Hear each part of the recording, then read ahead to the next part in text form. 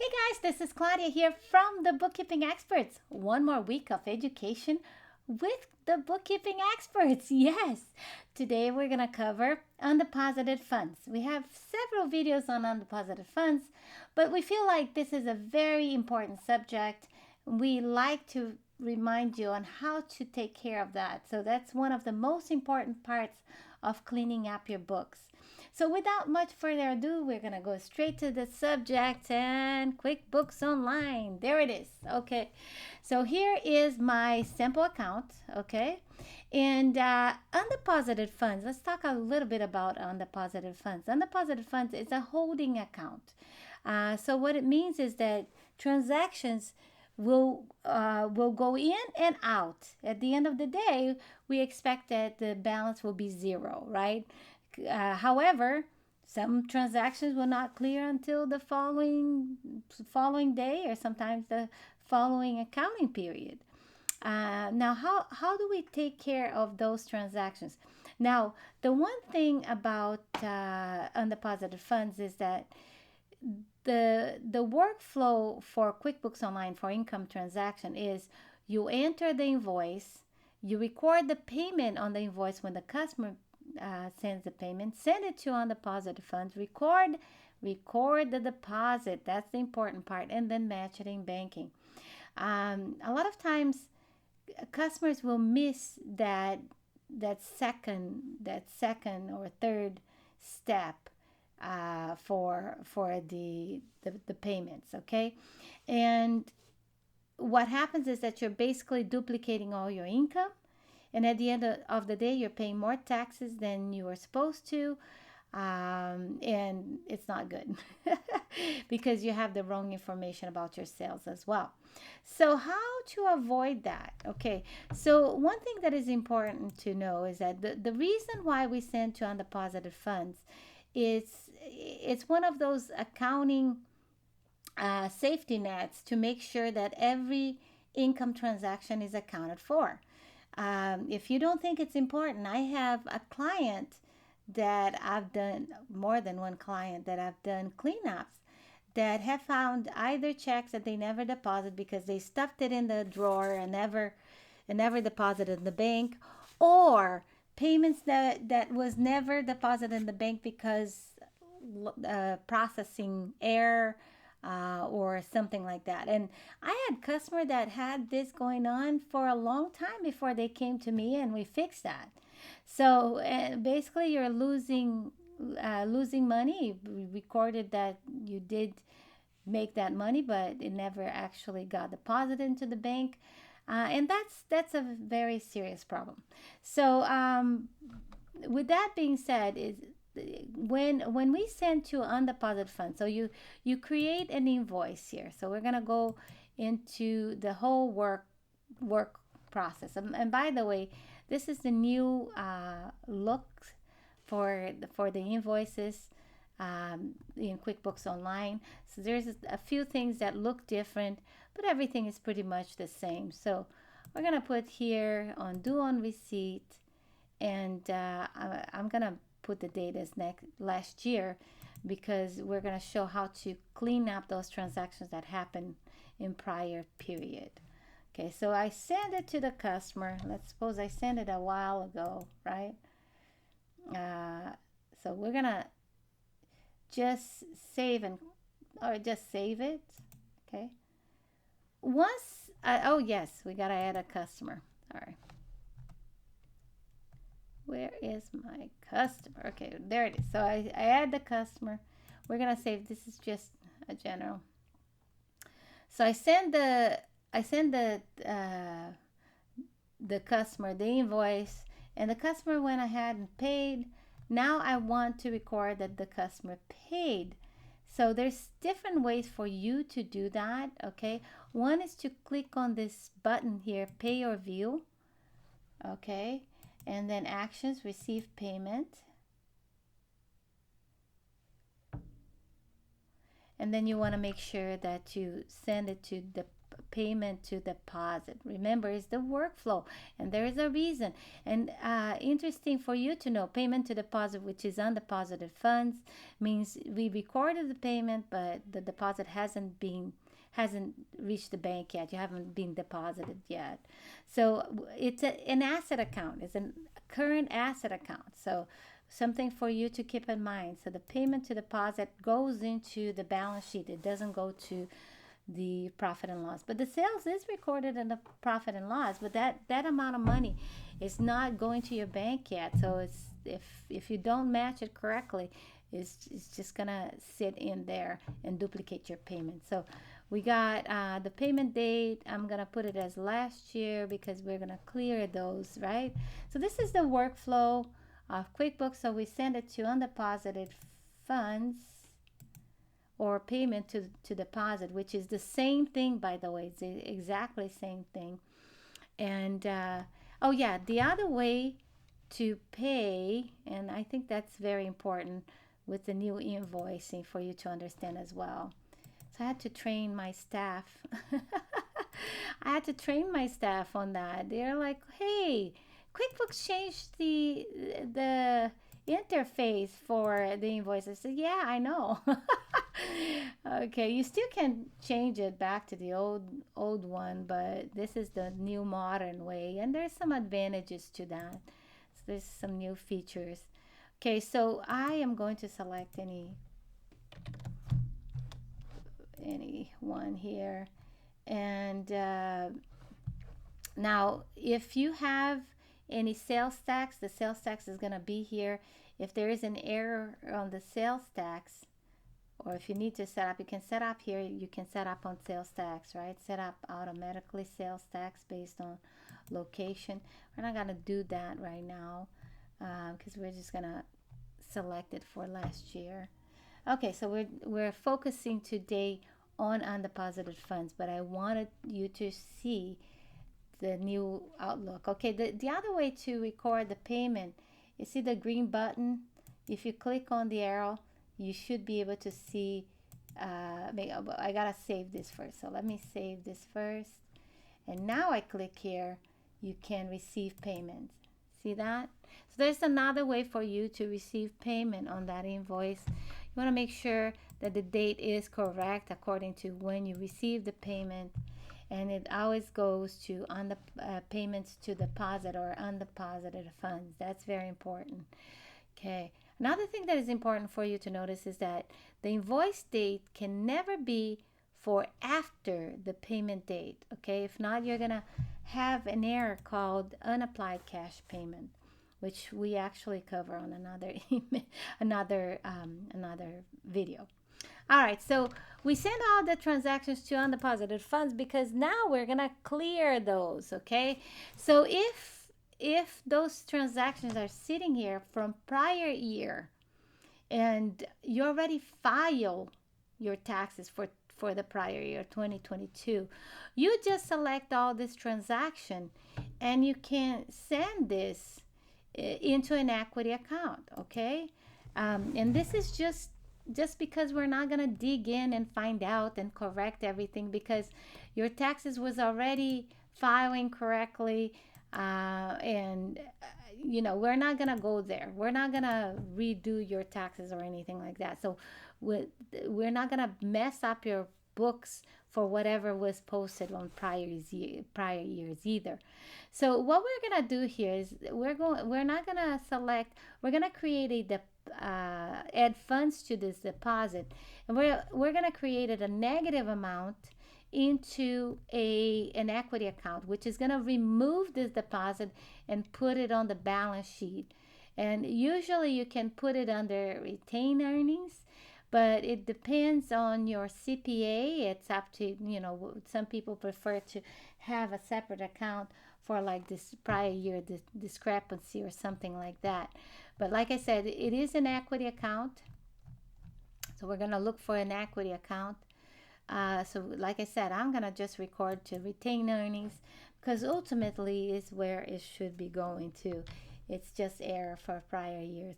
So I'm going to do a negative 571, and that's going to just record on the retained earnings because this is, oh, there's 70 cents here. You want to make sure that the deposit matches exactly so that you can have a zero balance here. Because I'm recording this into cash, but it's going to be a zero deposit. And I can post it for the prior year because so that I can keep track of that way. So I'm just going to remove it from that asset account and put it into an equity account because this is an error, right? This is an error. Those are transactions that happened before. But if this is not an error, how do you clear undeposited fund if you have not closed? If this is for the current accounting period, then you're gonna record this deposit and match it in banking. Now, a couple of things, okay? So I'm just gonna go and let's see. Okay, so let's suppose that, this is a deposit for $70 and it's maybe related to a partial payment on this invoice for this one. So let's see. Okay. Let's suppose that the customer actually paid. Let's suppose that this is for the same date. Okay. So we're just pretending here. This is just a sample account. And we're going to put this into the account that it clear, and the amount that I am going to record, it has to be the exact. Let me get out of this one first. Yes. Okay. Because it just, okay, bank deposit. Okay, back here, right? So the amount that I'm gonna select here for the deposit has to be the exact amount that hit the bank. So let's suppose that the original deposit was $80, but you paid $10 for processing fee. How do you record that? Okay, like I said, you can add funds to this deposit and put it a negative amount for an expense account. So this way you're recording the deposit minus the expense. And the expense is going to be reported on the profit and loss as well. So let's put it as merchant service, merchant accounting fee, and it's minus 10. And I want to make sure that the date here matches with whatever date we have in the bank. Obviously, we have a different date here, but let's say that it's September 25, so I want it 2023, so actually hit the bank a year later. Okay, I'm just kidding. Okay, so this is the amount, and look at the deposit, $70. That's exactly what happened in banking. So when I save, we're gonna save a new here, and notice that I always like to use two different tabs. In order for you to do that, just right click your tab and you can duplicate it, and keep in mind that you always have to refresh it because what I do here doesn't get updated here unless you refresh. Usually I just click on categorize, for review, and look at this deposit, and I can go ahead and match it, right? Perfect. Now let's suppose that we make an error and we don't record that that merchant fee. We recorded as $80. So what happens is that it's not going to match in banking. Okay, so I'm going to delete. So if you click on the counter clock here, you'll see the most recent transaction. Isn't that cool? Okay, and I can delete that and send it back to payment to deposit. When I delete the deposit, it just goes back to payment to deposit because that's the workflow, right? The workflow: invoice, send the invoice, record the payment into payment to deposit, record the deposit, and then match it in banking. That's it. Now if I'm going to undo it, I will delete the deposit, and then it's going to send back to undeposited funds. So it's going to be sitting there. And then let's suppose that this payment was never received. So for one of my clients, they decided that the best way to deal with that situation would be just to delete all the prior invoices and send a new one for the whole amount, which included over a year of invoices. So see, the problem is bad for your customer. and it's bad for you too, because now the customer has to pay all that amount, might not have noticed that it was never charged, and now they have to come up with all this money, and you kind of build a bad reputation. So you want to make sure you keep track of that. So that's why we send you undeposited funds. That's one of the workflows for your own safety. Okay. All right. So we undid that, and now I'm going to show you what not to do, because remember, on the bank we have that transaction as $70, right? Okay, I undid it here. If I refresh, you see it's gone, right? So if I don't correct it, even if I did it for the right day, and I just recorded for the $80, okay, all right, I'm gonna refresh the page here, and you see that there's no match. There's one way for you to try to find it. You can try to find a match, and then the transaction should be there. Should be. Let me see here. Okay, see that? I use the counter clock all the time. Let's see where it was sent. The deposit was sent to Fairwinds, 25th of September. Okay. So let's refresh this. And even if I find the match, the amount is not correct. Okay, it's not even recorded. So you can't find it because it's not the right amount. So what happens to many of my clients is that they're gonna end up categorizing this as sales again. So we're gonna select the customer and put sales. And what I'm doing here, I'm duplicating this sale. Almost, because here's $70, right? So I have the $80 plus the $70 that I am going to record it, and that undeposited funds will be sitting over there. Okay, it will be sitting over here. And then at the end of the year, you have, like, I had a customer that had thousands of transactions, because he had integration with Square, and he sent it like individually back in the day when the integration was individual transaction straight into Invoice, and then straight into undeposited funds. It was a disaster in a way that it takes a lot of time to clean all those undeposited funds, right? But you want to make sure you keep these undeposited funds at zero. So that means if there is anything in there, it's because maybe the money wasn't deposited yet. Once it's deposited, you need to record that it's deposited and match it in banking. Okay, that's if not, you're paying more for your taxes, you're inflating your income, and messing up your accounting big time. So that's so some people sometimes ask me, why don't I send straight to the bank instead of sending to payment to deposit?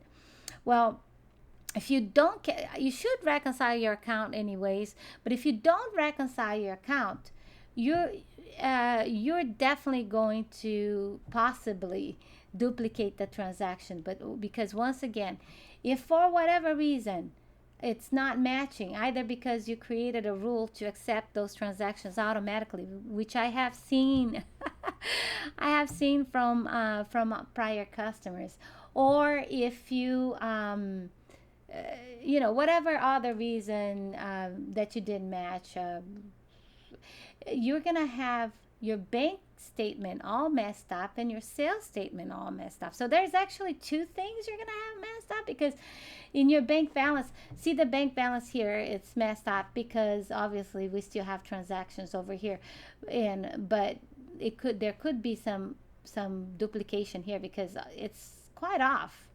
It's quite off over here. So we want to make sure that those two amounts, once you clear all the transactions here, should be the same. If it is not the same, it's because there's discrepancy, such as duplication of income or expense. Okay, so if you don't reconcile your accounts, you're going to have all this error, inflated sales, and messed up account balance. So that's why we don't send straight. And the other reason is that, like, my customers that didn't didn't get paid because they put the check in the drawer and never check it, never cashed it, or the bank, there was a problem with the deposit from the bank, and the processing company never sent the money.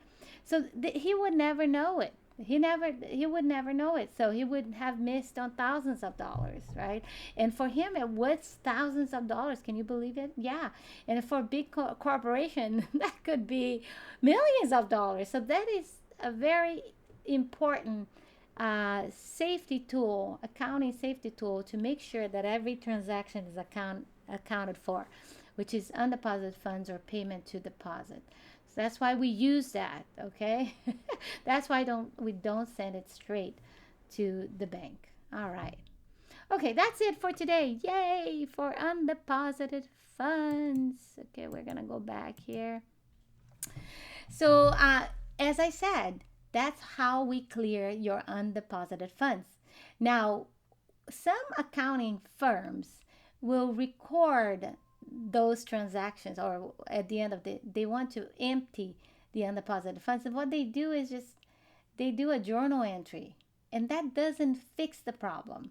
That just create another problem. I'll show you very quickly. Okay, we're gonna get back here. So if we just create a journal entry, that journal entry is just going to be sitting over here. So we have a total of $491.70 on. We can see it on the balance sheet. So some accountants will look at the balance sheet, and we're going to do it last year because that's recorded for last year. Oh, okay. Gosh. And they're looking here, and look at those payments to deposit, $559.20, and of course it's right. Some of it is right here. Some of it is not. Okay, so if you click on the transaction, it's gonna open up, and maybe there is something that hasn't cleared until the following year, so that's why we have a little difference. It could be that $99.90 that wasn't deposited, whatever it is, right? But we know that the amount that we should record to remove it, should be the right one is the $491.70, not this one, because this one, has stuff that probably is waiting to be clear on the following accounting term. So if I do a journal entry, this is what not to do, what I tell accountants not to do, and business owner not to do. Okay, so what usually they do is, let's just do a journal entry. We're gonna, uncategorize, undeposited, I'm sorry, undeposited, it's actually payment to deposit, because it's the new term. It's the same thing, by the way. And I'm gonna credit it because it's an asset. It's the other asset account. So some accounts go there. Okay, so I have to get rid of this. So $591.70 is the credit. Okay, it's gonna be a little off on the, or even worse, what they do is just they put whatever is on the balance sheet. So gonna leave here. They're gonna say, okay, I'm gonna free up $459.20, and some of it might be clearing on the following accounting period and create another error. Even worse, right? So they want to clear for the year before, so they create this payment to deposit.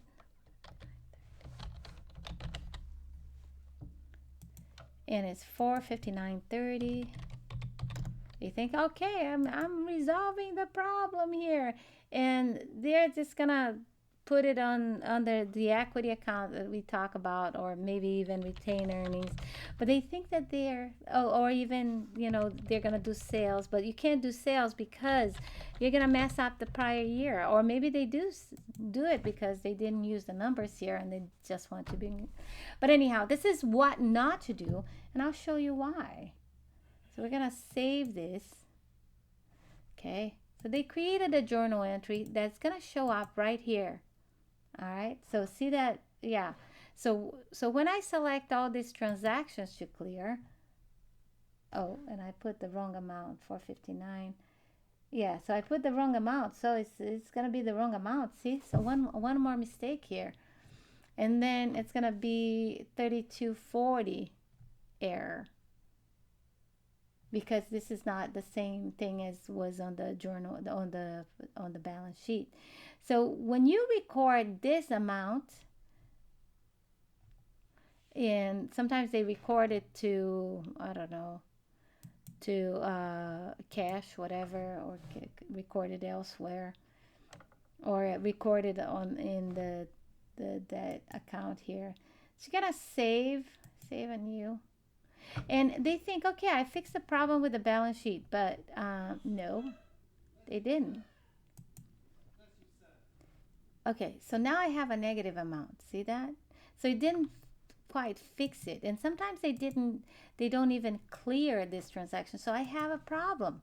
One is that I don't really understand why there's a difference. Maybe the 3250 is because there is a transaction that was either incorrect, and we have to look at it into the list of transactions. But we don't do the journal entry, guys. We don't do the journal entry. We actually send it to that equity account for the amount that is sitting in there. Okay, so I'm just gonna delete here. So this is what not to do. Do not create a journal entry for undeposited funds, because I have so many problems, and I'm sure that if you've been an accountant for a long time, you've seen so many problems with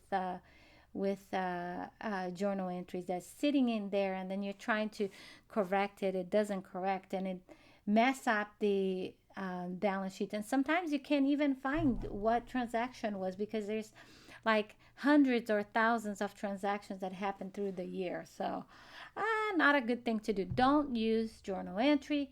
Just record those transactions and deposit them into an equity account. Okay, back here. All right. Okay.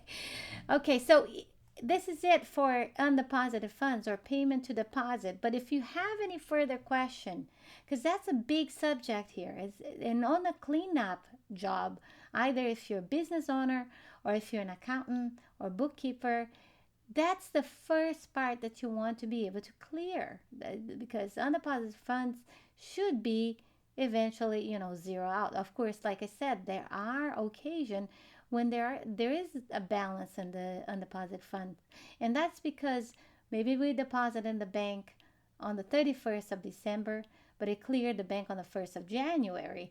So there's going to be like a positive amount on the undeposited funds, but then removed on the 1st of January. So that happens sometimes. But at the end of the day, it should be, it should be money in, money out for the exact amount. And when you record the deposit, it needs to match whatever happened in the bank. If it is a cent off, it's not going to match, and you could duplicate your account. And once again, avoid sending straight to the bank, because it can be a problem. It can create a problem. If you have any question, write down below. If you like this content, please subscribe to our channel. We like to help you out as much as we can. And those are free tutorials. So that means you can share with your friends, help your friends, your co-workers, your staff. If you have an accounting, bookkeeping service, this is a great tool to train your staff. So share with your friends, your co-worker, your employees, and subscribe to our channel so you can see these videos on a weekly basis. And I will be looking forward to see you next time. Have an absolutely Merry Christmas tomorrow. Yeah, and Happy New Year. Hope 2024 is going to be the year for all of us to, reach our goals, and to be successful, full of health and joy, and all that comes with, the hopes and everything that comes with the new year. Thank you so much for watching. I'll see you next time, and until next time, keep on smiling.